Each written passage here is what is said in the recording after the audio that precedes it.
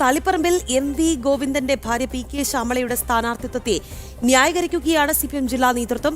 ശ്യാമളയെ സ്ഥാനാർത്ഥിയാക്കിയതിൽ പരസ്യ വിമർശനം ഉന്നയിച്ച ജില്ലാ സെക്രട്ടേറിയറ്റ് അംഗം ടി.കെ. ഗോവിന്ദന്റെ ആരോപണങ്ങൾക്ക് മറുപടി നൽകാൻ വിളിച്ച വാർത്താ സമ്മേളനത്തിലാണ് നേതാക്കളുടെ ന്യായീകരണം. പാർട്ടി സെക്രട്ടറിയുടെ ഭാര്യയായതുകൊണ്ടല്ല പി.കെ. ശ്യാമളയെ സ്ഥാനാർത്ഥിയാക്കിയത്. ടി.കെ. ഗോവിന്ദൻ അങ്ങേയറ്റം നീചമായി പി.കെ. ശ്യാമളയുടെ സ്ഥാനാർത്ഥിത്വം ചിത്രീകരിച്ചു. സ്ഥാനാർത്ഥിയായി ടി.കെ. ഗോവിന്ദന്റെ പേര് ജില്ലാ സെക്രട്ടേറിയറ്റിൽ ആരും പറഞ്ഞില്ലെന്നും ജില്ലാ സെക്രട്ടറി കെ രാഗേഷ് ന്യായീകരിക്കുന്നുണ്ട്.